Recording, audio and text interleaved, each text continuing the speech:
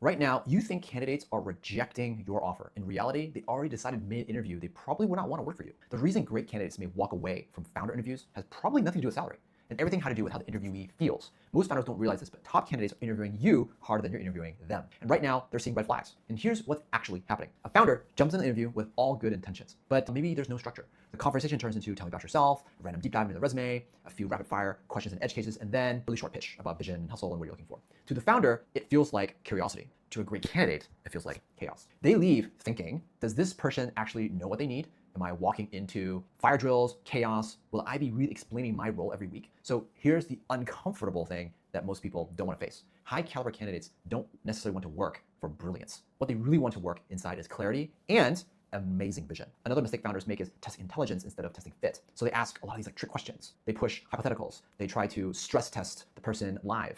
But great candidates aren't necessarily impressed by that. They may already have a job, and so they don't need to go through the ringer with you. They're thinking, why am I being grilled instead of being evaluated? Is this how decisions are made here? Will feedback always be subjective? And then there's the biggest killer. The founder talks too much. They explain the product, explain the vision, explain the future, but never really clearly explaining what success looks like in 90 days, how decisions are made, how work actually flows from day to day. Great candidates don't walk away because they weren't excited. They walk away because they just couldn't see themselves winning. Now, here's a framework that you could borrow that can actually fix this. It's the calm interview framework. See, context. Before questions, start every interview very clearly by explaining this is why the role exists, what problem it's meant to solve, and what success looks like in the first 3 months. This instantly signals maturity and leadership and clearly that you've really thought about it and what you really want. A means assess real work, not resumes. Instead of hypothetical questions, walk through a real problem they would have faced in their previous role, how work currently breaks, what decisions they would actually own. So you're not always testing intelligence. I mean, intelligence is a component of that, but you're really testing is alignment in their work or in their work product. Limits and lanes. That's L. Is the last. They explicitly state what they own, what they don't, and where founder involvement stops. Great candidates want autonomy and not guessing games. Great candidates want to have